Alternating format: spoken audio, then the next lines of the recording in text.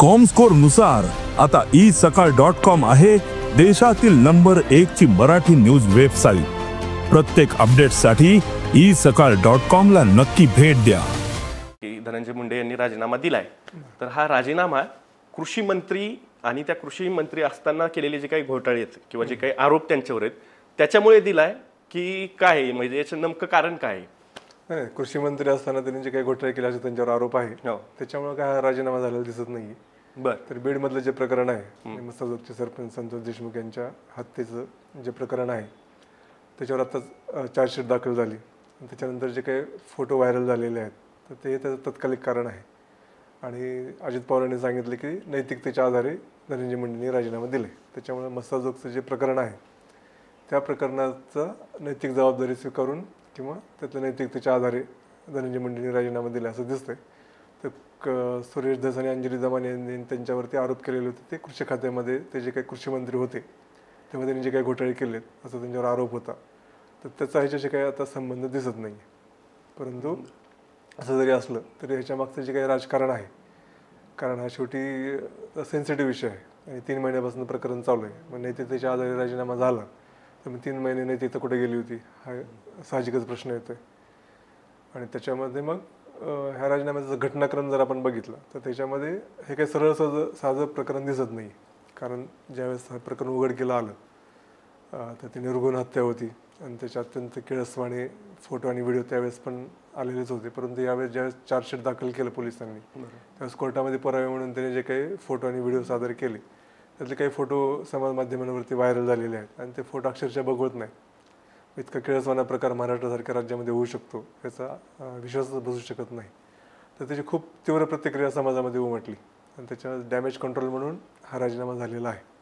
पण त्याच्या आधीचा जर घटनाक्रम आपण बघितला तर ह्या राजीनाम्यासाठी आग्रही कोण होतं किंवा हा प्रकरण इतक्या मोठ्या प्रमाणावर कोणी बाहेर काढलं किंवा लावून धरलं तर ते भाजपचेच आमदार सुरेश धस त्यांनी हे प्रकरण लावून धरलं। आणि त्यावेळेस पण असं चर्चा होती की हे भाजपचं राजकारण आहे की ह्याची जी विरोधातली जी स्पेस आहे ती विरोधी पक्षाला मिळू द्यायची नाही, म्हणजे राष्ट्रवादी असेल शरद पवारांची किंवा शिवसेना असेल उद्धव ठाकरेंची किंवा काँग्रेस असेल त्यांना ही स्पेस मिळू द्यायची नाही, त्याच्यामुळे विरोधाची स्पेस आपणच आकोपाई करायची आणि तिथलं जे काही स्थानिक राजकारण आहे किंवा जातीची राजकीय गणित आहेत हे सगळं लक्षात घेता मग सुरेश धस हे ॲक्टिव्ह झालेले आहेत आणि त्याच्यामागे त्यांचा बोलविता धनी देवेंद्र फडणवीसच आहेत अशा प्रकारचं चर्चा त्यावेळेस पण होती।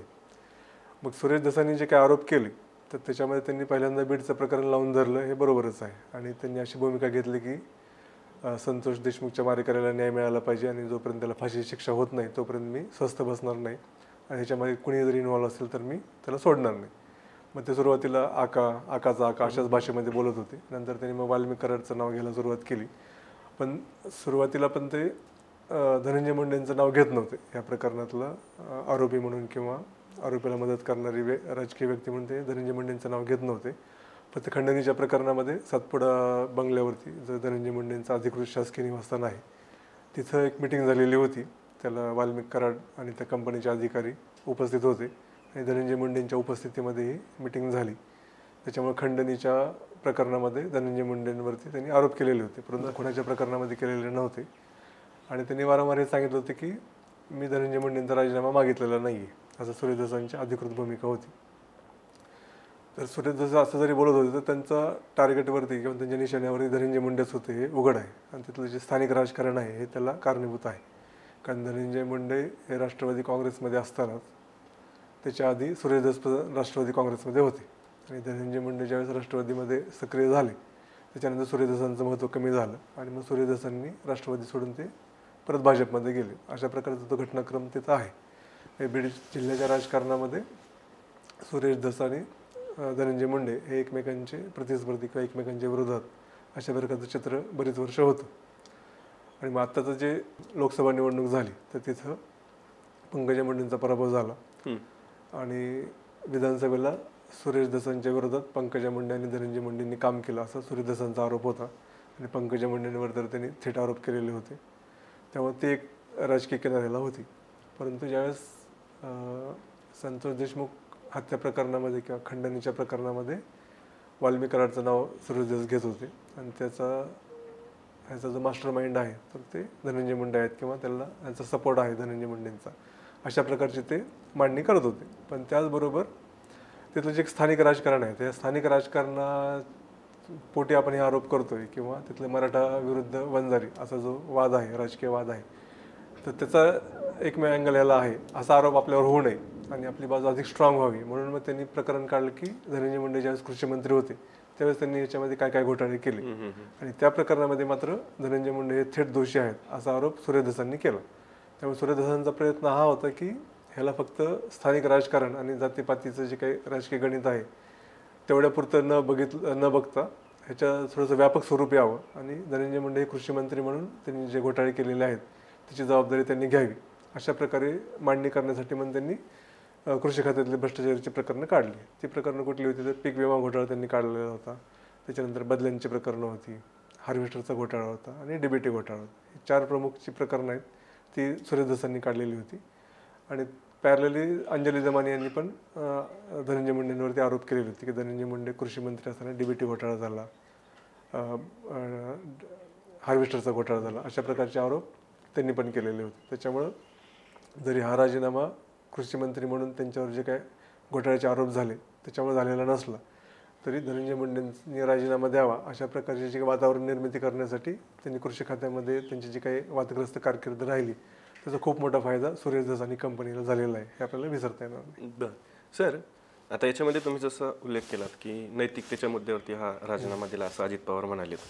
मुद्दा तिथेच आहे की हे जर का प्रकरण बघितलं बीडच्या मसाजोगचे जे सरपंच आहेत संतोष देशमुख यांच्या हत्येचं प्रकरण हे त्याला 90 दिवस उलटून गेले आणि मग 90 दिवसांचा कालावधी उलटून गेल्यानंतर आता नैतिकतेचा मुद्दा आला पुढे आणि मग 3 महिन्याचा काळ जवळपास हा का लागला ह्या राजीनाम्यासाठी?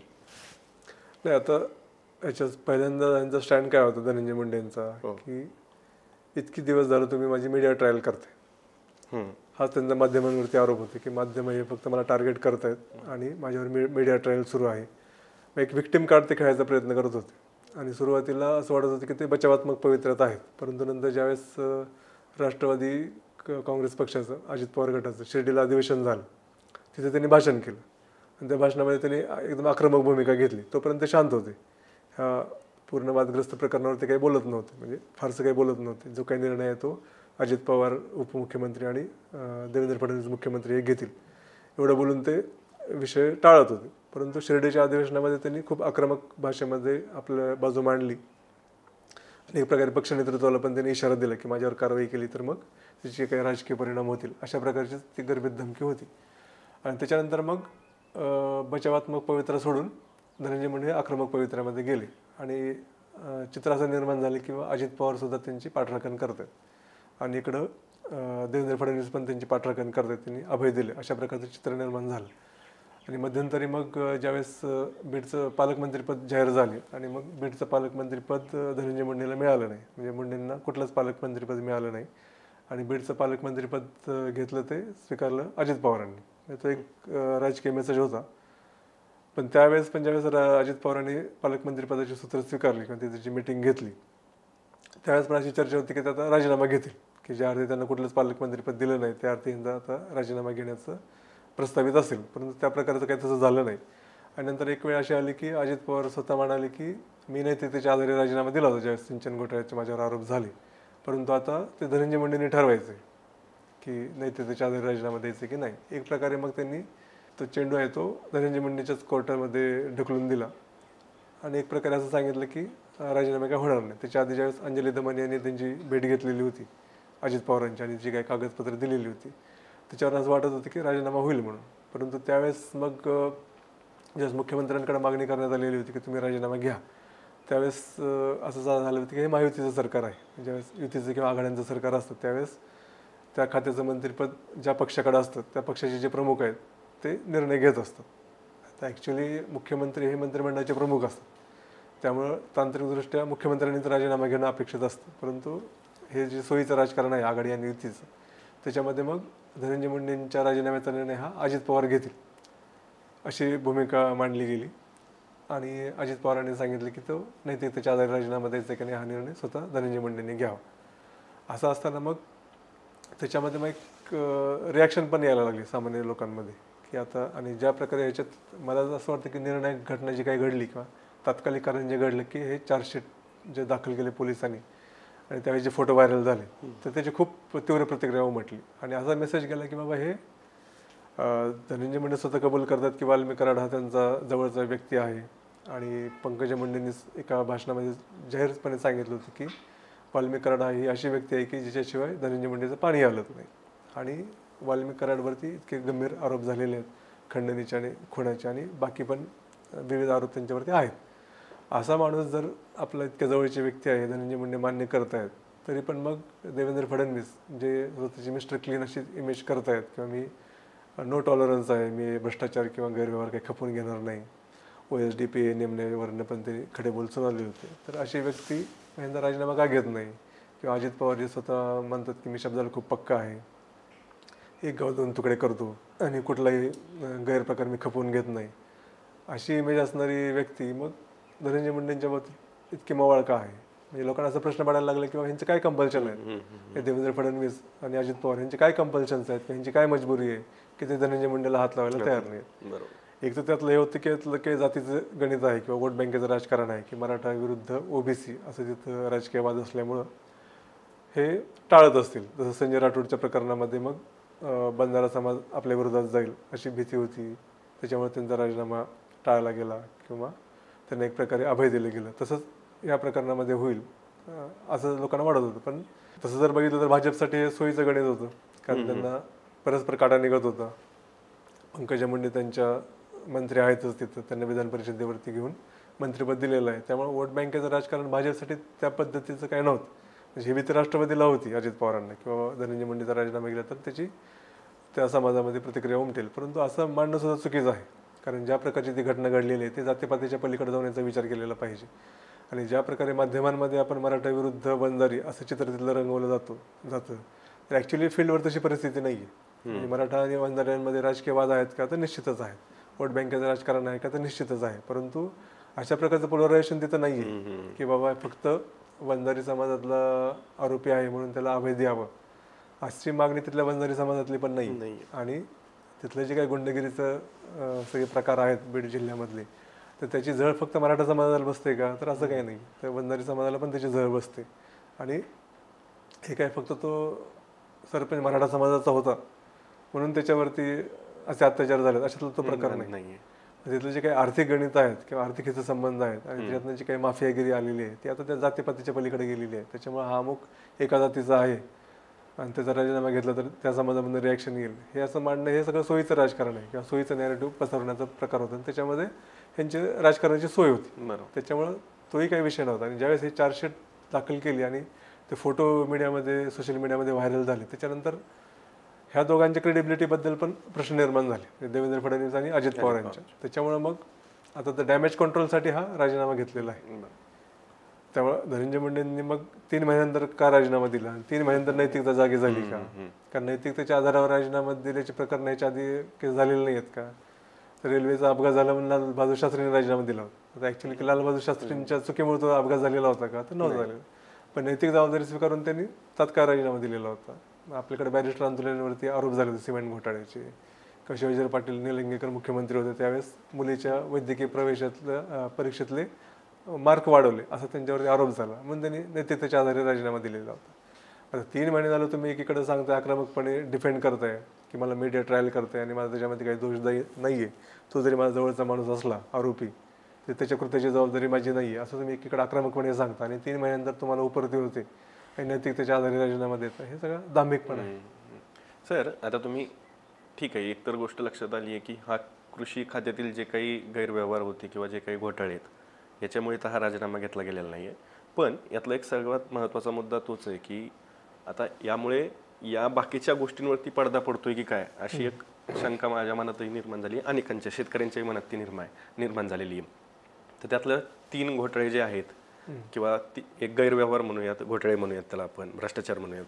त्यामध्ये पहिला आहे 1 रुपयात पीक विमा योजनेतील भ्रष्टाचार, त्यानंतर आहे अधिकाऱ्यांच्या बदल्या आणि त्यानंतर जे काही हार्वेस्टर मशीन आहे त्याच्यासाठी वाल्मिक कराडनं पैसे घेतले आणि त्या काळात धनंजय मुंडे हे कृषी मंत्री होते आणि मी तुम्हाला ते हार्वेस्टर मशीन मिळवून देतो असा शेतकऱ्यांना शब्द दिला गेला. त्याच्यानंतर पुढे काय काय झालं हे भाजपचे आमदार सुरेश धसांनी सांगितलं आणि ते माध्यमातून पण आलेलं आहे. तर हे तीन जे काही प्रकार आहेत हे नेमके काय आहेत आणि याच्यामुळे कृषी खात्याची प्रतिमा जास्तच डागळली गेली आहे का आणि त्याचा फटका शेतकऱ्यांना सुद्धा बसला आहे?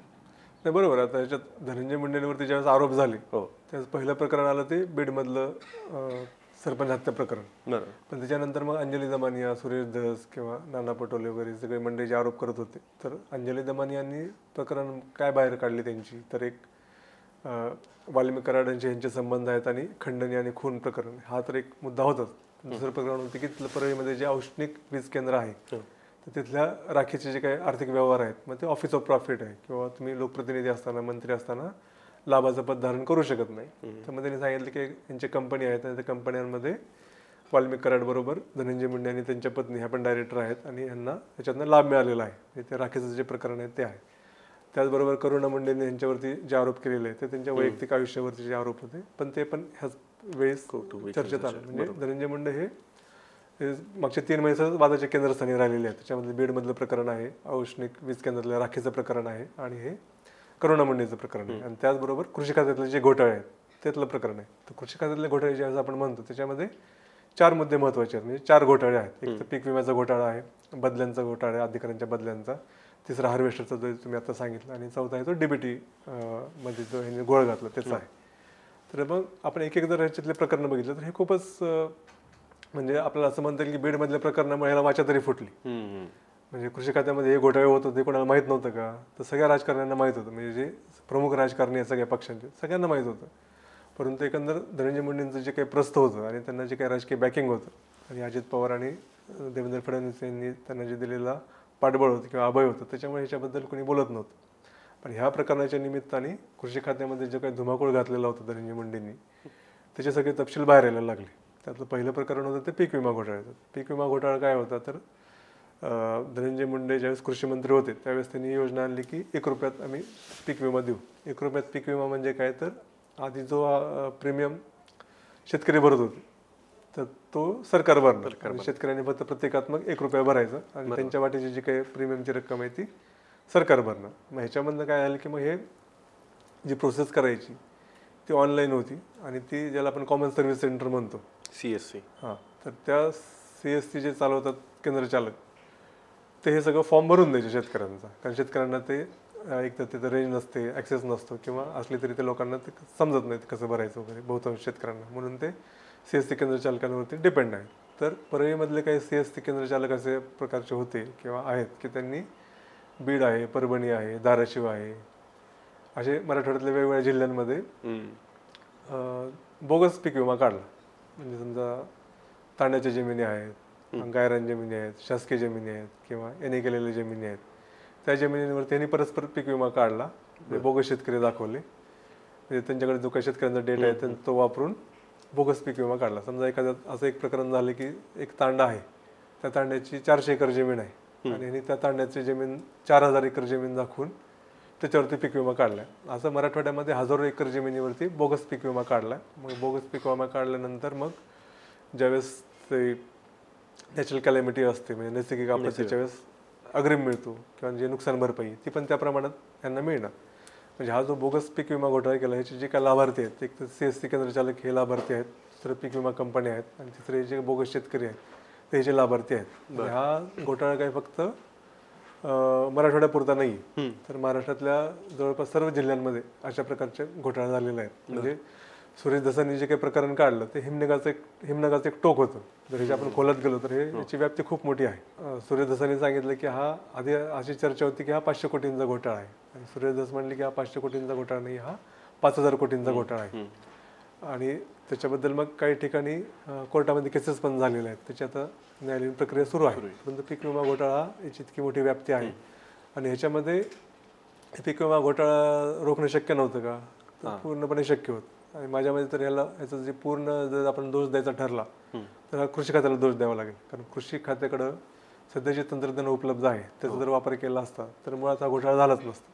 परंतु प्रत्यक्ष कृषी मंत्र्यांचाच वरदहस्त आहे घोटाळेबाजारांना असं ज्यावेळेस होतं त्यावेळेस ही जी काही प्रशासकीय यंत्रणा आहे ती त्याच्यामुळे मान तुकवते. बरोबर आहे. आणि मग हे जे काही गैरव्यवहार होत आहेत तर यांच्या डोळ्यासमोर हे गैरव्यवहार झालेले आहेत. त्याच्यामुळे हे रोखणं शक्य होतं, परंतु त्याच्यामध्ये पॉलिटिकल हस्तक्षेप असल्यामुळं, राजकीय हस्तक्षेप असल्यामुळं हा घोटाळा होऊ दिलेला आहे. ही इतकी मोठी व्याप्ती आहे. त्याच्यानंतर दुसरा घोटाळा यांनी सांगितलं, सुरेश दसांनी मध्ये एक रेड कार्ड काढलं प्रेस कॉन्फरन्स घेऊन की बाबा कृषी खात्यामध्ये जे काही वेगवेगळे कृषी सहाय्यकापासून ते संचालकांपर्यंत जे काही पदं आहेत त्याच्या बदल्यांमध्ये पैसे घेतले जातात आणि त्याच्यामध्ये धनंजय मुंडे व्यक्तिशः इन्व्हॉल्व आहेत.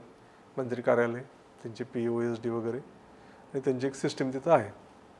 त्यांनी प्रत्येक पदासाठी किती पैसे, किती बोली लावली जाते अशी त्यांनी आकडेवारी दिलेली होती. त्याच्यामध्ये निविष्ठा आणि गुन्हे नियंत्रण म्हणजे क्वालिटी कंट्रोल, इनपुट्स आणि क्वालिटी कंट्रोल हे सगळ्यात मलईदार पद आहे संचालक पद. तर त्याला साधारण 5 ते 10 कोटी रुपये घेतले अशा प्रकारचा आरोप सुरेश दसांनी केला. तर आता पैसे घेऊन बदले गेला असा आरोप जवळपास आतापर्यंत प्रत्येक कृषी मंत्र्यावरती झालेला आहे. म्हणजे आताच्या मागच्या 10-20 वर्षातले जर आपण कृषी मंत्री काढले तर. आणि ह्याच्यासाठी महाराष्ट्र शासनाने कायदा पण केलेला आहे, बदल्यांचा कायदा. पण तो बदल्यांचा कायदा कसा व्यवस्थित धाब्यावर बसून त्याच्यामध्ये पैसे खाल्ले जातात ह्याचं सर्वश्रुत आहे. तिसरा घोटाळा होता हार्वेस्टरचा घोटाळा. हार्वेस्टरचा घोटाळा असं की हार्वेस्टरमध्ये ते ऊसतोड जे आता आपण मजुरांच्या करवी करतो तर त्यांना पर्याय म्हणून हार्वेस्टर, शुगर कॅन हार्वेस्टर एक मशीन आहे. तर ते मशीन खूप महागडं मशीन असतं. मग त्याला सरकार अनुदान देतं. बरोबर. तर साधारण ते 36 लाख रुपयाच्या आसपास अनुदान मिळतं. तर असे एक साधारण 140 हार्वेस्टर धारक आहेत की ज्यांना ते अनुदान मिळालेलं नाही आहे राज्यातले. नाही, त्यांची संख्या जास्त असेल, पण असे 140 हार्वेस्टर धारक आहेत की जे वाल्मिक कराडला अप्रोच झाले की अनुदानाचं मिळवून द्या म्हणून. तर या 140 जणांकडून वाल्मिक कराडने प्रत्येकी 8 ते 9 लाख रुपये घेतले असा त्यांच्यावरती आरोप आहे. आणि हे पैसे घेतले परंतु त्यांचं काम काही झालं नाही. आणि असं सांगितलं होतं की वाल्मिक कराडने त्यांना आश्वासन दिलेलं होतं की धनंजय मुंडे कृषी मंत्री आहेत आणि मी तुमचं काम त्यांच्याकडनं करून घेतो आणि 36 लाखाचं अनुदान तुम्हाला मिळवून देतो. त्यासाठी मला 8 ते 9 लाख रुपये त्यांनी प्रत्येकाकडनं गोळा केले.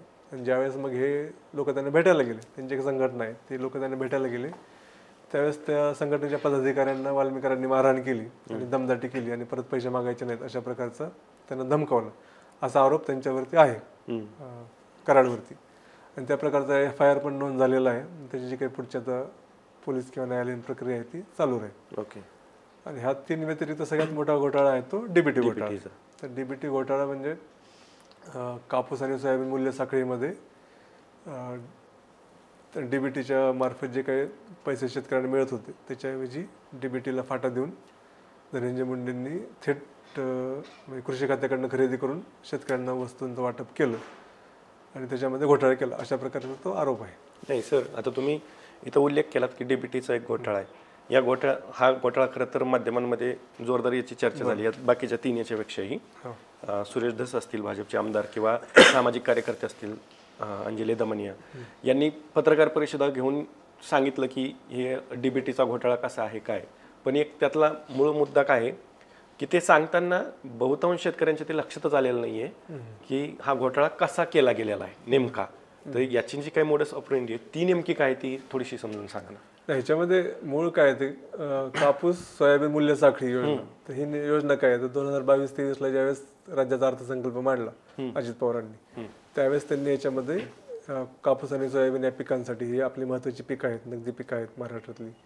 तर ह्या पिकांसाठी मूल्य साखळी याची विकसित व्हावी म्हणून एक योजना डिक्लेअर केली आणि त्यासाठी 3 वर्षांसाठी 1000 कोटी रुपये त्याची तरतूद केली.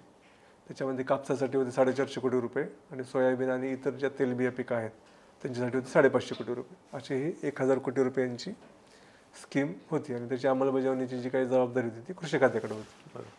आणि त्याच्यामध्ये मग सुरुवातीला काय होतं की त्याच्यामध्ये मूल्य साखळी म्हणजे काय तर एखाद्या पिकाची व्हॅल्यू चेन डेव्हलप करणं.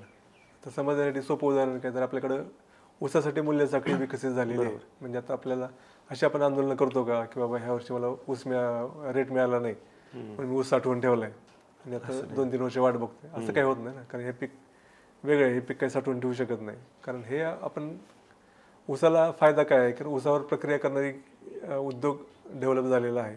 ऊसापासून साखर तयार करणं, मळी तयार करणं किंवा कोजनरेशन वीज निर्मिती करणं, इथेनॉल तयार करणं ह्याचे एक उद्योग डेव्हलप झालेला आहे. म्हणजे ऊसापासून आपण फक्त कच्चा माल जो ऊस धरला तर त्याच्यावर प्रक्रिया करून त्याची मूल्यवर्धित उत्पादनं तयार करणं आणि त्या आधारे एक मूल्य साखळी त्याची विकसित झाली आणि जे काही स्टेक होल्डर्स आहेत त्या सगळ्यांना त्याच्यामधनं बेनिफिट मिळतो आणि त्याच्यामुळं मग शेतकऱ्यांना FRP मिळते. बरोबर. आणि त्या FRPला कायदेशीर संरक्षण आहे.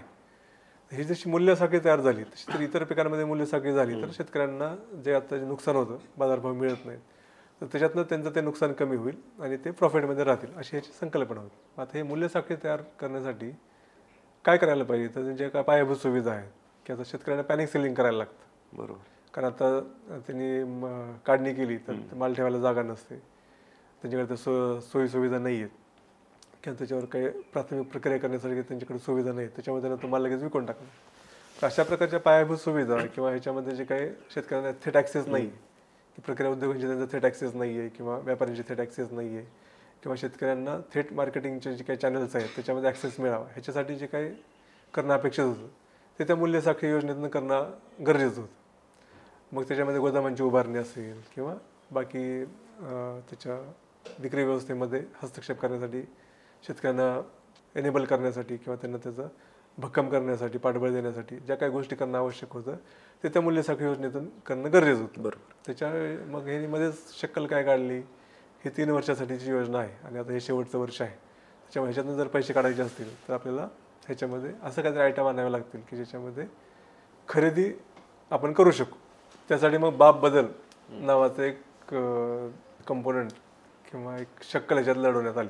बाप बदल म्हणजे काय की ज्या कारणासाठी मूल्य साखळी योजना राबवलेली होती तर त्याच्या जे काही कंपोनंट होते त्याच्यामध्ये बदल करायचे आणि ते बदल करून यांनी काय केलं की शेतकऱ्यांना नॅनो युरिया, नॅनो DAP, परत स्प्रेअर, फवारणी पंप, कापूस गोळा करायच्या पिशव्या, मेटॅल सारखी रसायनं, तर हे शेतकऱ्यांना वाटायची. म्हणजे हा घोटाळ्याचा जो पहिला जी सुरुवात आहे ती बाप बदल ह्याच्यामुळे झाली. म्हणजे आधीचे कंपोनंट बदलून ह्या गोष्टी शेतकऱ्यांना वाटायच्या. हा त्याच्यातला पहिला मुद्दा आहे. आणि दुसरा मुद्दा आहे की हे वाटताना DBTला फाटा मारायचा. म्हणजे आधी काय होते की बाबा DBT जर केलं, DBT म्हणजे काय तर डायरेक्ट बेनिफिशियल ट्रान्सफर, म्हणजे थेट शेतकऱ्यांच्या अकाउंटवरती पैसे जमा होतात. मग शेतकऱ्यांनी जे काही खरेदी करायचं असेल ते त्यांच्या पसंतीने त्यांच्या कुठल्या ब्रँडचं त्यांना पाहिजे ते त्यांनी बाजारातून खरेदी करावं आणि त्याची बिलं सबमिट केल्यानंतर थेट शेतकऱ्यांच्या अकाउंटवरती त्याचे पैसे जमा होतील. अशा प्रकारे योजना राबवल्या जातात. तसं कृषी खात्याच्याच नाही तर वेगवेगळ्या डिपार्टमेंटच्या योजना अशा पद्धतीने राबवल्या जातात जेणेकरून त्याच्यातला भ्रष्टाचार कमी होईल, दिरंगाई कमी होईल आणि शेतकऱ्यांना पाहिजे त्या वस्तू खरेदी करता येतील, त्या गुणवत्तेच्या खरेदी करता येतील आणि थेट शेतकऱ्यांच्या अकाउंटवरती पैसे जमा होतात. आता थेट शेतकऱ्यांच्या अकाउंटवर जर पैसे जमा झाली त्याच्यातनं पैसे कसे खाता येतील. बरोबर आहे. म्हणून मग ह्याच्यामध्ये हे केलं की ह्याला DBTला फाटा द्यायचं आणि मग एका रात्रीतून उपमुख्यमंत्री आणि अर्थमंत्री अजित पवार आणि तत्कालीन मुख्यमंत्री एकनाथ शिंदे यांच्या सह्या घेतल्या गेल्या आणि हे धनंजय मुंडेंनी पुढाकार घेऊन केलं. आणि ह्याला विशेष बाब म्हणून DBTमध्ये ह्याला वगळावं अशा प्रकारचं मंजुरी घेण्यात आली. आणि ह्या सगळ्या प्रकरणामध्ये धनंजय मुंडे ॲक्टिव्ह होते, त्यांच्या पुढाकाराने झालं. हे धनंजय मुंडे यांच्या पुढाकारातून बाब बदल झाली आणि DBTमधून हे वगळण्यात आलं. तिथून या घोटाळ्याची सुरुवात झाली. अशा प्रकारचा हा आरोप आहे. मग त्याच्यामध्ये काय आलं तर मग ज्या निविष्ठात हे जे सांगितलं नॅनो युरिया आहे किंवा नॅनो DAP आहे, मेटल डिहाइड आहे, कापूस गोळा करायचे पिशव्या आहेत किंवा फवारणी पंप आहेत, तर हे एकतर बाजारामध्ये ज्या रेटला अवेलेबल आहेत त्याच्यापेक्षा जास्त दराने घेतल्या असा एक आरोप आहे. आणि हे जे काम आहे ते विशिष्ट ठेकेदारांनाच मिळावं यासाठी जी काही टेंडरिंगची जी प्रोसेस आहे त्याच्यामध्ये गडबडगुंडा केला अशा प्रकारचा आरोप आहे. आणि त्याच्यासाठी मग ते नॅनो युरिया आणि नॅनो DAP जे तयार करणाऱ्या कंपन्या आहेत त्यांना कच्चा माल खरेदीसाठी त्यांनी चक्का ॲडव्हान्स दिला. तो ॲडव्हान्स किती दिला तर 158 कोटी रुपयाचा ॲडव्हान्स दिला. ह्याच्या व्यतिरिक्त जे निविष्ट आहेत त्यांच्या खरेदीसाठी तर कच्च्या मालाच्या खरेदीसाठी 106 कोटी रुपयाचं अनुदान दिलं. आणि हे जे काही कापूस बॅग आहेत, कापूस गोळा करायचे पिशव्या, त्यासाठी यंत्रमाग महामंडळाला 77 कोटी रुपयाचं अनुदान दिलं. आणि ते पण एकदम तात्काळ अनुदान दिलं. म्हणजे त्यांनी मागणी केली आणि 2 आठवड्यामध्ये त्यांच्या अकाउंटवरती पैसे जमा झाले ॲडव्हान्सचे. आणि ह्याच्यामध्ये ह्यांनी चढ्या दराने हे खरेदी केलं. चढ्या दराने खरेदी केलं म्हणजे ॲक्च्युली एक उदाहरण जर सांगायचं झालं तर कापूस गोळा करायची जी पिशवी आहे बाजारामध्ये सध्या जी अवेलेबल आहे त्याला 6 बंद आहेत. अशी पिशवी 577 रुपयाला आहे. आणि धनंजय मुंडेंच्या ह्या स्कीममध्ये एक बंद असलेली पिशवी यांनी 1250 रुपयाला खरेदी केली. आणि ॲक्च्युली ह्यांची जी खरेदी आहे ती खूप मोठ्या प्रमाणात खरेदी आहे ना. आपण जे आता रेट सांगितला 577 रुपये, हे आपण आता किरकोळ खरेदी केली तर त्याचा रेट आहे. यांनी लाखो पिशव्या खरेदी केलेल्या आहेत, त्याच्यामुळे त्यांना बल्कमध्ये जर एवढी ऑर्डर असेल तर हे 577 रुपयापेक्षा सुद्धा खूप कमी किमतीला मिळायला पाहिजे. पण यांनी रेट लावला 1250 रुपये. आणि स्मार्टमध्ये पण त्याच प्रकारचा घोटाळा झालेला आहे. स्मार्टमध्ये पण त्यांनी 1250 रुपयाला खरेदी केलेल्या आहेत आणि त्याचं वाटप झालेलं आहे. आणि त्या पिशव्यांची गुणवत्ता खराब आहे असा केंद्रीय कापूस संशोधन तंत्रज्ञान संशोधन संस्थेनेच रिपोर्ट दिलेला आहे. म्हणजे निकृष्ट दर्जाच्या कापूस गोळा करायच्या पिशव्या, ते पण बाजारात जे रेट आहे त्याच्यापेक्षा खूप जास्त पटीने रेट लावून खरेदी केल्या आणि त्या शेतकऱ्यांना वाटल्या. आणि हाच प्रकार सगळ्या निविष्ठांच्या बाबतीत झालेला आहे, नॅनो युरियापासून फवारणी पंपापर्यंत किंवा मेटल डिहाइडपर्यंत. त्यामुळे हा एक त्याच्यातला घोटाळ्याचा मुद्दा आहे. आणि दुसरा मुद्दा आहे की बाबा आता हे जरी धनंजय मुंडे याच्या केंद्रस्थानी असली, आता हे काय झाले किंवा हे जे काही घोटाळा आहे डीबीटी घोटाळा, याचा करता धरता म्हणजे धनंजय मुंडे अशा प्रकारे सगळे चित्र रंगवलं गेलेलं आहे. आणि हे करुणा मुंडेपासून बाकी सगळी प्रकरणं गाजलेली होती, त्याच्यामुळे मग सगळा जो फोकस आहे तो धनंजय मुंडेंवरतीच राहिला. परंतु ह्या घोटाळ्याला फक्त धनंजय मुंडे एकटे जबाबदार नाहीत, तर याला 3 कोण आहेत. एक म्हणजे मंत्री कार्यालय म्हणजे धनंजय मुंडेंचं कार्यालय, दुसरं महाराष्ट्र कृषी उद्योग विकास महामंडळ, याला आपण कृषी उद्योग म्हणतो, आणि तिसरं आहे ते कृषी आयुक्तालय. तर ह्याचे 3 कोण ह्याच्यामध्ये आहेत. आणि ह्याचे जे सूत्रधार आहेत ते कृषी आयुक्तालयात आहेत आणि त्याला जे पाठबळ मिळालं ते कृषी मंत्री कार्यालयातून मिळालं. आणि त्याच्यातनं हा सगळा घोटाळा जो शिजला आणि प्रत्यक्षामध्ये कार्यान्वित पण झालं. तर ह्याच्यामध्ये कृषी उद्योग महामंडळ हे इफ्कोचं वितरक आहे. मग ते त्यांच्याकडनं खरेदी करायला पाहिजे इफ्कोकडनं डायरेक्ट, तर ह्याने ठेकेदाराकडनं खरेदी केलं. हे वाईमार्गे साताऱ्याला गेलं. आणि ठेकेदारांना फायदा मिळवून देण्यासाठी हा उद्योग त्यांनी केलेला आहे. आणि ह्याच्यामध्ये दुसरं हे काय की म्हणजे हा एक धक्कादायक प्रकार आहे की आता कृषी खात्यामध्ये एक अधिकाऱ्यांची टोळी आहे. ही टोळी जी आहे त्याच्यामध्ये काही आता जे मालकीदार पद आहेत त्याच्यावर बसलेले अधिकारी आहेत ते तर आहेत, परंतु जे खात्यात रिटायर झालेले लोक आहेत पण जे उद्योगी आहेत, म्हणजे फिक्सर म्हणून ओळखले जातात, ते पण ह्याच्यामध्ये आहेत. तर ह्यांची जी टोळी आहे त्या टोळीत ह्याचा सगळा करता धरता आहे. ह्या टोळीनेच कृषी मंत्र्यांच्या लक्षात आणून दिले की ह्या मूल्य साखळी घोटाळ्यातलं मूल्य आपल्याला कसं एक्सप्लोर करता येईल. आणि मग त्यानेच हे बाब बदल जे आहे ती त्यांच्या गळी उतरवली आणि तिथून या घोटाळ्याची सुरुवात झाली. तर आता हे जे काही ही टोळी आहे तर ह्या टोळीतल्या अधिकाऱ्यांची एक बेनामी कंपनी आहे त्यांच्या मालकीची, आणि ते दुसऱ्याच्या नावाने त्यांनी कंपनी काढलेली आहे. आणि ते कंपनीच ह्याच्यातलं काही निविष्ठांचं उत्पादन करते किंवा परदेशातून आम्ही माल आणला असं दाखवते आणि ते ह्याच्यामध्ये इन्व्हॉल्व आहेत. म्हणजे हे जे काही 158 कोटी रुपये ॲडव्हान्स मिळालेला आहे त्याचा खरा लाभार्थी ही कंपनी आहे. थोडक्यात ह्या अधिकाऱ्यांनी एक आपली बेनामी कंपनी तयार केली आणि त्याच्या माध्यमातून व्यवहार दाखवून त्याचे पैसे पण ह्यांनाच मिळालेले आहेत.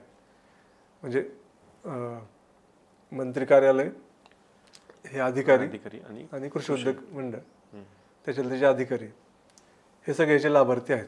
तर अशा प्रकारे हा पद्धतशीरपणे हा घोटाळा शिजवलेला आहे.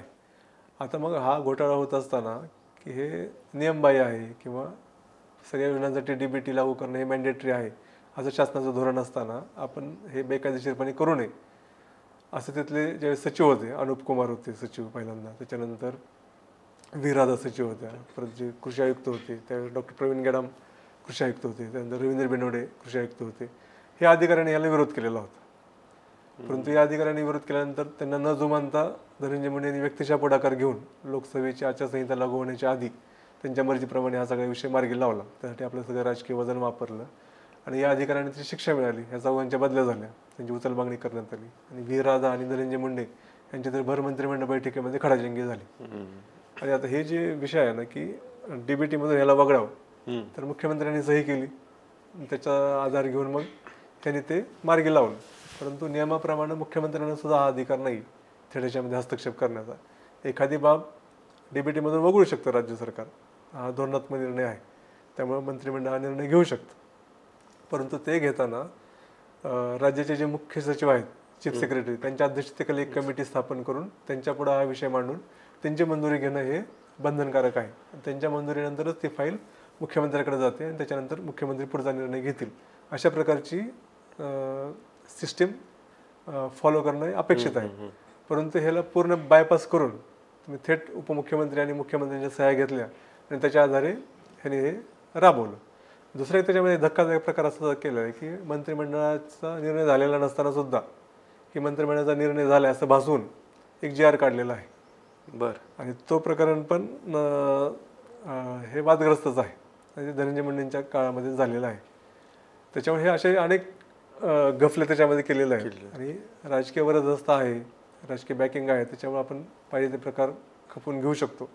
अशा प्रकारे हा घोटाळा केलेला आहे. आता हे हा DBTचा जो घोटाळा आहे तो 280 कोटी रुपयांचा आहे असं अंजली दमानी यांचा आरोप आहे. तर सूर्य देवतांचं म्हणणं आहे की हा 500 कोटींचा घोटाळा आहे. तर अशा हा कोट्यवधी रुपयांचा घोटाळा ह्याच्यामध्ये झालेला आहे. आणि ह्याच्यातनं होतंय काय की बाबा ज्या कारणासाठी हे मूल्य साखळीची योजना आणली त्या अत्यंत स्तुत्य निर्णय होता. किंवा कापूस आणि सोयाबीन उत्पादक शेतकरी हे मागचे जर आपण 2-3 हंगाम बघितलं तर हे खूप अडचणीत आलेले आहेत. तर ह्याच्यातनं बाहेर काढायचं असेल तर आहे काहीतरी एक इनोव्हेटिव्ह पाऊल टाकायला पाहिजे, काही उपाययोजना हाती घ्यायला पाहिजेत. त्या दृष्टीने अर्थसंकल्पामध्ये तरतूद केलेली आहे. तर त्याचं रूपांतर तुम्ही अशा काही घोटाळ्यामध्ये करून स्वतःच्या तोंबड्या भरण्यासाठी अशा प्रकारे लोकांचे पैसे वापरत असाल तर ते अत्यंत चुकीचं आहे. ह्याच्यामध्ये रवींद्र बिनवडे यांचा एक स्पेशल उल्लेख करायला पाहिजे की रवींद्र बिनवडे कृषी आयुक्त होते आणि त्यांचा या सगळ्या प्रकाराला विरोध होता. पण त्यावेळेस त्यांनी ठाम भूमिका घेतली की मी याला विरोध करतो किंवा ते DBTनेच व्हायला पाहिजे अशी त्यावेळेस त्यांनी भूमिका घेतली. त्यावेळेस हे खात्यातले जे काही ही जी टोळी आहे त्या टोळीचा जो म्होरके आहे तो स्वतःला सुपर कमिशनर समजतो आणि तोच खात्याची सगळी सूत्र चालवतो. आणि ह्याच्यामध्ये दुसरे जे आहे किंवा हे जे काही कृषी मंत्रींवर ज्यावेळेस आरोप होतात की हे घोटाळे करतात किंवा पैसे खातात त्यावेळेस आता मागचे जर 3-4 कृषी मंत्री आपण बघितले तर त्यांच्यासाठी पैसे गोळा करायचं किंवा कलेक्शनचं जे काम आहे ह्या टोळीचा म्होरक्या करतो. त्याला प्रशासकीय वर्तुळामध्ये कलेक्टर असा शब्द आहे.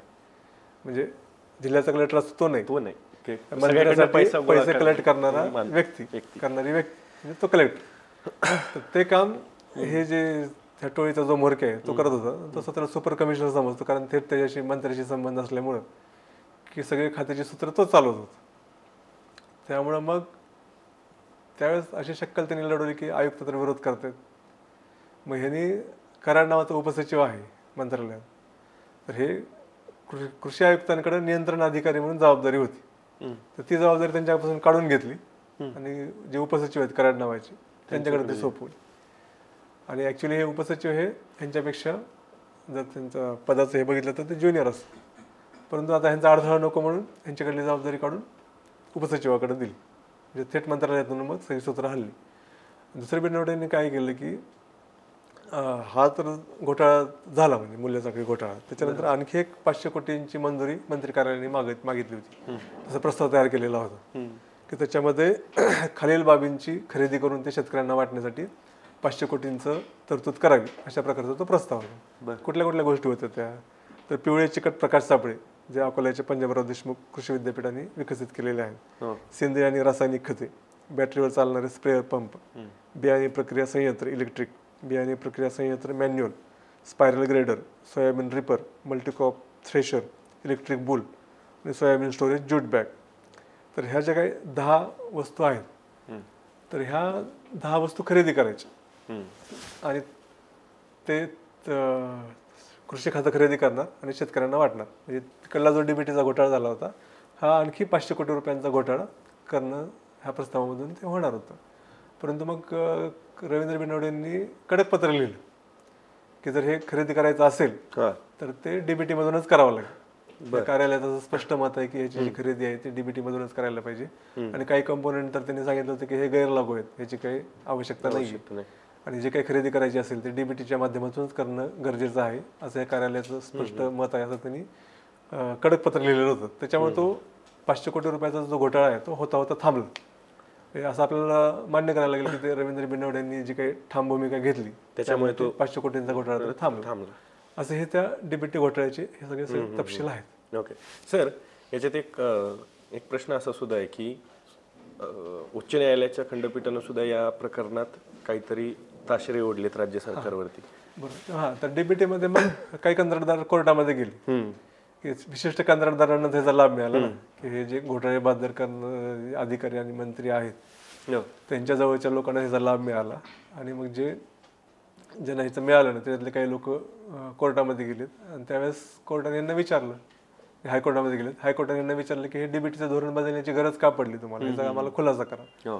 मग त्याचा आता खुलासा कृषी खात्याकडे मागितलेला आहे आणि मग कृषी खात्याने त्याला उत्तर देण्यासाठी जी मुदत होती ती परत मुदत वाढवून मागितली. त्याच्यामुळे आता त्यांचं उत्तर काय येतं त्याच्यावरती पुढची जी काही न्यायालयीन प्रक्रिया ती सुरू आहे. त्याचबरोबर सीबीआयकडे पण ह्याची तक्रार झालेली आहे आणि मग सीबीआयकडं आता हे प्रकरण सोपवलं जाणार की नाही हा सर्वस्वी राज्य सरकारचा निर्णय आहे. परंतु मग सीबीआयच्या तक्रारीमध्ये आपण गोत्यात येऊ नये म्हणून ही जी काही टोळी आहे यांनी एक शक्कल लढवली. यांनी जे जिल्हाध्यक्ष कृषी अधिकारी असतात ज्यांना आपण SCO म्हणतो त्यांच्याकडनं पत्र घेतलेत. हे जे काही निविष्ठा वाटप केलेलं आहे या डीबीटी घोटाळा ज्याला आपण म्हणतो या मूल्यसाखळी योजनेमधून जे काही निविष्ठा वाटप केलेलं आहे त्या निविष्ठा अत्यंत दर्जेदार होत्या आणि शेतकरी त्याच्याबद्दल समाधानी आहेत अशी पत्र त्यांनी घेतली. त्याच्यामुळे हा घोटाळा झालेलाच नाही. ठीक आहे, डीबीटीला फॉलो केलं नाही पण हे एक विशेष बाब किंवा तातडीची करण्याची गोष्ट होती म्हणून आम्ही ते डीबीटी मधून हे वगळलं. परंतु ज्या काही निविष्ठा होत्या त्या खूप चांगल्या दर्जाच्या होत्या. अशा प्रकारचं कागदावरचं चित्र रंगवायचा त्यांनी प्रयत्न सुरू केलेला आहे. ओके सर, आता तुम्ही हे जे सांगितलं त्याच्यावरनं तर असं दिसतंय की राजीनामा हा फक्त एक भाग आहे.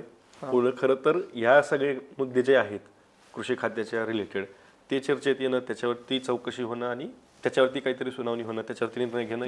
ह्याच्यामध्ये एक भीती अशी आहे की आता धनंजय मुंडे राजीनामा दिलाय त्याच्यामुळे हे सगळं चर्चाच मागं पडते की काय. म्हणजे आता संतोष देशमुखच्या प्रकरणामध्ये सुद्धा की त्यांना न्याय मिळाला पाहिजे, जे काही आरोपी आहेत त्यांना शिक्षा व्हायला पाहिजे.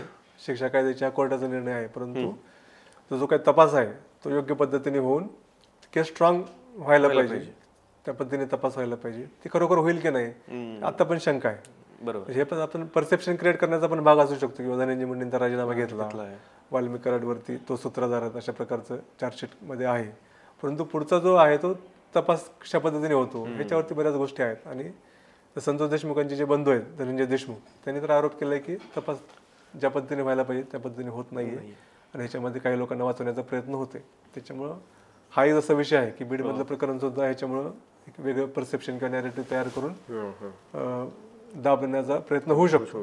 त्याच प्रकारे धनंजय मुंडेंवरती बाकीचे जे आरोप आहेत म्हणजे करुणा मुंडेंनी केलेले आरोप असू देत किंवा त्या औष्णिक वीज केंद्रातल्या राखीचं असू दे, ऑफिस ऑफ प्रॉफिटचं प्रकरण असू दे आणि सगळ्यात महत्वाचं म्हणजे कृषी खात्यातले जे काही घोटाळे आहेत ही सगळी चर्चाच मागं पडते की काय. आता राजीनामा तर झाला ना, मग आता आणखी याच्यामध्ये आता काय राहील अशा प्रकारे चित्र रंगवलं जाऊ शकतो. परंतु तसं न होता हे जे काही 4 आरोप त्यांच्यावरती झालेले आहेत कृषी खात्यातल्या भ्रष्टाचाराचे त्याची सखोल चौकशी करण्याची गरज आहे. आणि मुख्यमंत्र्यांनी जर तसे आदेश दिले तर मग आपल्याला म्हणता येईल किंवा त्याच्याबद्दल गंभीर आहेत. बरं सर, आता मुख्यमंत्री काय करतात आणि काय निर्णय घेतात 3 महिने तर त्यांनी ह्या राजीनाम्यासाठीच लावलेत. खरं तर ते इंटरेस्टिंग राजकारण आहे त्यातलंही. एक मुद्दा आहेत ना असा होतो निर्माण होतोय की आतापर्यंत वेगवेगळ्या खात्यांमधले भ्रष्टाचार आणि घोटाळे हे चर्चेचे विषय ठरले. पण त्या अर्थाने कृषी खातं काही मलईदार खातं नाही असं म्हणलं जातं कारण तेवढी काही मलई त्याच्यात मिळत नाही खायला असं समजलं जातं, गृह आहेत असं एक. पण मग मुद्दा हाच आहे की आतापर्यंत धनंजय मुंडे हे एकमेव मंत्री आहेत का की ज्यांचा राजीनामा घ्यावा लागला किंवा ज्यांचा घोटाळा बाहेर आला किंवा चर्चेत तरी आलेत. याच्या आधी मागच्या 30 वर्षात जर का बघितलं मागे फिरून तर अशा पद्धतीनं घोटाळे झालेच नाहीत का कृषी खात्यात? नाही तर एक तर धनंजय मुंडेंचा राजीनामा कृषी मंत्री म्हणून घेतलेला नाही आणि आतापर्यंत जर आपला मागच्या 30 वर्षाचा जर इतिहास बघितला तर कृषी खात्यात भ्रष्टाचार केला किंवा कृषी खात्यामध्ये घोटाळा केला असा आरोप झाल्यामुळे राजीनामा द्यावा लागलेले एकमेव मंत्री आहेत. कोण? ते म्हणजे शशिकांत सुतार. बरं, हे कोण? ज्यावेळेस शिवसेना भाजपचं सरकार आलं 95ला त्यावेळेस शिवसेनेकडे हे कृषी खातं गेलं. शशिकांत सुतार हे कृषी मंत्री राहिले. ते कुठले होते? काय? शशिकांत सुतार हे पुण्यातले होते, कोथरूडचे आमदार होते ते. त्यातलं आता हे 30 वर्षापूर्वीची गोष्ट आहे आणि 40 वर्षापूर्वी कोथरूड हे गावच होतं. म्हणजे कोथरूड पाषाणी जे काय त्याची उपनगर आहेत ही त्या काळात गावच होती. त्यामुळे तिथल्या ग्रामीण भागातून महापालिकेच्या राजकारणामध्ये एक नवीन नेतृत्वाची फळी उभी राहिलेली होती. त्याच्यामध्ये शशिकांत सुतार होते, पाषाणचे शंकरराव निमण होते किंवा इकडले उल्हास ढोले पाटील होते. उल्हास ढोले पाटलांचा तर दुधाचा व्यवसाय होता. तर ही सगळी जी मंडळी आहेत तर ही कॉर्पोरेशनच्या राजकारणात होती परंतु त्या अर्थाने त्यांना ग्रामीण प्रश्नांची जाण होती कारण ते तिकडून आलेली होती. जे ग्रामीण भाग होता जो वेगाने आता विकसित होत गेला तर त्यांना शेतीचे प्रश्न आहेत किंवा ग्रामीण प्रश्न आहेत याची त्यांना चांगली जाण होती. तर ही जी काही मंडळी होती, उल्हास ढोले पाटील, शंकरराव निमन, शशिकांत सुतार, हे यांची एक फळी त्यावेळेस उदयाला आलेली होती. आणि मग त्याच्यातले काही जण पुढं आमदार झाले, मंत्री झाले. तर हे त्या प्रकारचं ते राजकारण त्यावेळेस जे होतं महापालिकेचं राजकारण, त्यातनं शशिकांत सुतार पुढे आलेले होते. मग नंतर ते आमदार झाले. त्यावेळेस शिवाजीनगर विधानसभा मतदारसंघ होता आणि ते बाळासाहेब ठाकरेंच्या खूप जवळचे होते, कट्टर शिवसैनिक होते. आणि मग आता शिवसेनेकडे तसे काही दिग्गज नेते नव्हते किंवा ज्यांना शेतीमधलं कळतंय, ग्रामीण राजकारणातलं कळतंय. त्याच्यामुळे ओघानेच शशिकांत सुतारांकडे हे मंत्रिपद आलं कृषी खात्याचं. त्यावेळेस अण्णा हजारे खूप फॉर्मात होते. तर अण्णा हजारेंनी ज्या काही 4 मंत्र्यांवरती आरोप केलेले होते त्याच्यामध्ये शशिकांत सुतार एक होते. आणि कृषी खात्यामध्ये मग त्यांनी भ्रष्टाचार केला, अधिकाऱ्यांच्या बदल्यांमध्ये पैसे खाल्ले किंवा योजनांमध्ये वस्तू वाटप करताना त्याच्यामध्ये गैरव्यवहार झाला किंवा अनियमित आणि चुकीच्या पद्धतीने यांनी माया गोळा केली, संपत्ती जमा केली, अशा प्रकारचे आरोप त्यांच्यावरती होते. आणि अण्णा हजारेंनी आरोप केल्यानंतर मग त्यांना राजीनामा द्यावा लागला. आणि मग त्याच्या राजीनाम्याला एक राजकीय किनार पण होती. म्हणजे त्यावेळेस बाळासाहेब ठाकरे आणि मनोहर जोशी जे मुख्यमंत्री होते त्यांच्यामध्ये पण एक प्रकारचं सुप्त शीतयुद्ध सुरू होतं. आणि मग हा बाळासाहेब ठाकरेंच्या जवळच्या माणसाला मी धडा शिकवतो असा मेसेज मनोहर जोशींना द्यायचा आहे, अशा प्रकारची पण चर्चा त्यावेळेस होती. त्यामुळे त्यांनी तात्काळ अण्णा हजारेंनी आरोप केला आणि तात्काळ यांचा राजीनामा घेतला. त्याच्यामध्ये महादेव शिवणकर हे भाजपचे मंत्री होते, त्यांच्यावरती पण आरोप झालेले होते. शोभाताई फडणवीस म्हणजे देवेंद्र फडणवीस यांच्या काकू, त्यांच्यावरती पण आरोप झालेले होते आणि त्यांनाही राजीनामा द्यावा लागला होता. आणि शिवसेनेचे बबनराव घोलप त्यांच्यावरती पण राजीनामा झाले होते. अशा 4-5 मंत्र्यांवरती आरोप झाल्यानंतर राजीनामे द्यावे लागले होते. तर त्याच्यामध्ये पुराणिक समिती नेमलेली होती मनोहर जोशी सरकारने. आणि पुराणिक समितीने मग महादेव शिवणकरांना क्लीन चिट दिली आणि ह्यांना मात्र दोषी धरलं, शशिकांत सुतारांना. पण त्याच वेळेस पुराणिक समितीने सांगितलं की आम्ही प्रायमा फेसी आमच्या समोर जे काही पुरावे आहेत त्याच्यावरती आम्ही हा निर्णय दिलेला आहे, परंतु त्याच्या सखोल चौकशीची गरज आहे, त्यासाठी मग स्वतंत्र यंत्रणा राबवावी. त्याच्यानंतर मग दुधाट कमिशन नेमलं आणि दुधाट कमिशनने मग शशिकांत सुतारांना पण दोषमुक्त करून टाकलं. परंतु ते दोषमुक्त झाले तरी त्यांना काही परत मंत्रिपद मिळालं नाही. त्याच्यामुळे मग जे अण्णा हजारे म्हणतात की मी 4 मंत्र्यांच्या विकेट घेतल्या, त्या 4 मंत्र्यांमधली एक विकेट शशिकांत सुतारांची होती.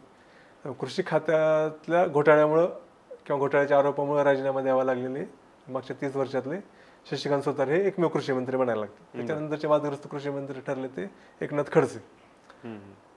तर एकनाथ खडसेंना पण राजीनामा द्यावा लागला, परंतु ते काही कृषी मंत्री म्हणून त्यांनी राजीनामा दिला नाही. महसूल मंत्री असताना त्यांनी भोसरीच्या जमिनीचं जे काही प्रकरण होतं ते प्रकरण त्यांना बघवलं आणि त्या प्रकरणातून त्यांनी नैतिकतेच्या आधारे त्यांनी पण राजीनामा दिलेला होता. पण ते काही कृषी मंत्री असताना पण भ्रष्टाचाराचे गैरव्यवहाराचे आरोप होत होते, परंतु ते प्रकरण त्यांना बघवलं नाही. तरी महसूल मंत्री म्हणून त्यांनी जे काही निर्णय घेतलेला होता ते त्यांना बघवलं. म्हणजे देवेंद्र फडणवीस ज्यावेळेस पहिल्यांदा मुख्यमंत्री झालेले होते त्यावेळेस एकनाथ खडसेंकडे खूप महत्त्वाच्या खात्यांच्या जबाबदाऱ्या होत्या. त्याच्यातली महसूल आणि कृषी ही 2 महत्त्वाची खाती त्यांच्याकडे होती. त्यातल्या महसूल खात्यातल्या प्रकरणामुळे त्यांना राजीनामा द्यावा लागला. त्याच्यानंतरचे वादग्रस्त कृषी मंत्री म्हणलं तर दादा भुसे, अब्दुल सत्तार. तर दादा भुसेंच्या काळामध्ये पण पीक विमा असू दे किंवा बदल्या किंवा बनावट पथकांनी छापेमारी करणे अशा प्रकारचे आरोप त्यांच्यावरती झालेले होते. विधानसभेमध्ये चर्चा पण झाली, गोंधळ झाला, परंतु त्यांना काही राजीनाम्यापर्यंत ते प्रकरण गेले नाही. त्याच्यानंतरचे सगळ्यात वादग्रस्त मंत्री राहिले ते अब्दुल सत्तार. म्हणजे अब्दुल सत्तारांच्या काळामध्ये त्यांच्या काळापर्यंत डीबीटी घोटाळा झालेला होता. म्हणजे डीबीटीला फाटा देऊन काही रसायनांची खरेदी थेट कृषी उद्योग विकास महामंडळाकडनं करून घेतली, अशा प्रकारचा आरोप त्यांच्यावरती झालेला होता. त्याच्यामध्ये ते थेट लाभार्थी होते असं आरोप त्यांच्यावरती होता. त्याच्यानंतर त्यांनी अधिकाऱ्यांच्या बदल्यांमध्ये गैरव्यवहार झाले, पैसे खाण्याचे प्रकार झाले, अशा प्रकारचे आरोप झालेले होते. त्याचबरोबर गाजलेलं म्हणजे सिल्लोड महोत्सव गाजला होता. म्हणजे त्यांनी सिल्लोडला एक कृषी प्रदर्शन, सांस्कृतिक महोत्सव अशा प्रकारचा एक सिल्लोड महोत्सव भरवला होता. आणि त्याच्यामध्ये कृषी खात्याचे जे काही संबंधित जे पुरवठादार असतात, वितरक असतात किंवा कंपन्या असतात, तर त्यांच्याकडनं पैसे वसुलीचं टार्गेट ठेवलं आणि मग त्यासाठी कृषी आयुक्तांना हाताशी धरलं होतं. आणि कृषी खात्याचे जे काही अधिकारी आहेत वेगवेगळ्या लेवलचे त्यांना टार्गेट दिलेलं होतं किंवा ह्या लोकांकडनं तुम्ही एवढे पैसे गोळा करायचे. त्यासाठी प्रवेशिका छापलेल्या होत्या. हे प्रत्येक प्रवेशाचं एक ठराविक मूल्य होतं. अशा प्रकारे कोट्यवधी रुपये गोळा केले, अशा प्रकारचा आरोप त्यांच्यावरती होता. आणि ते प्रकरण विधानसभेमध्ये पण गाजली. विरोधकांनी ते प्रकरण पाहिजे त्या प्रमाणात लावून धरले नाहीत, त्यामुळे ते पण मॅनेज झाले, अशा प्रकारचे पण आरोप झाले. परंतु हे सगळ्यांना ते सही सलामत सुटले, जे आरोप झाले परंतु त्यांना काही राजीनामा देण्याची काही नौबत आली नाही. आणि त्याच वेळेस उच्च न्यायालयाने पण त्यांच्यावरती ताशेरे ओढलेले होते. पण हे ताशेरे हे कृषी खात्यातल्या कारभाराबद्दल नव्हते. तर अब्दुल सत्तार हे ज्यावेळेस महसूल राज्यमंत्री होते आधीच्या सरकारमध्ये, त्यावेळेस त्यांनी एक गायरन जमीन 37 एकरची जमीन ती एका खाजगी व्यक्तीच्या नावावर करण्यासाठी परवानगी दिली, अशा प्रकारचा आरोप त्यांच्यावरती होता. ज्यावेळेस ती न्यायालयीन प्रोसेस चालू होती, न्यायालयामध्ये ते प्रकरण चालू असताना त्यांनी अधिकार नसताना हे केलं, अशा प्रकारचे ताशेरे कोर्टाने त्यांच्यावरती ओढलेले होते. आणि दुसऱ्या एका प्रकरणामध्ये अधिकार नसताना त्यांनी स्टे दिला जमिनीच्या फेरफार प्रकरणामध्ये, आणि काही विशिष्ट व्यक्तींना फायदा मिळवून दिला, अशा प्रकारचे आरोप त्यांच्यावरती झालेले होते. आणि त्या प्रकरणात त्यांनी न्यायालयाची माफी पण मागितली होती. आणि न्यायालयाची माफी मागताना त्यांनी जे काही स्पष्टीकरण दिलं ते काही पुरेसं समाधानकारक नाही आहे, अशी टिप्पणी न्यायालयाने केलेली होती. आणि इतके ताशेरे ओढून सुद्धा ते पदाला चिटकून राहिले. त्या एकनाथ शिंदेंचं त्यांना अभय होतं आणि देवेंद्र फडणवीस उपमुख्यमंत्री होते, परंतु ते सुद्धा त्यांचा राजीनामा घेऊ शकले नाहीत. आणि त्याच्यानंतरचे वादग्रस्त कृषी मंत्री म्हणजे धनंजय मुंडे, त्यांचं जर आपण सविस्तर बघितलं. खरं तर धनंजय मुंडेंचा राजीनामा, त्याच्यानंतर आता माणिकराव कोकाटे गोतेत येणं, आणि मागच्या 30 वर्षाचं जे काही कृषी खात्यातलं जे काही चित्र आहे ते सगळं तुम्ही उलगडून मांडलं. तुम्ही वेळ दिलात त्याच्याबद्दल खूप खूप धन्यवाद. आणि शेतकऱ्यांनो, तुम्हाला याच्याबद्दल काय वाटतंय ते कमेंट बॉक्समध्ये नक्की तुमचं मत, प्रतिक्रिया व्यक्त करा. तर सर, तुर्तास तरी आपल्याला इथं थांबावं लागतंय. खूप खूप धन्यवाद.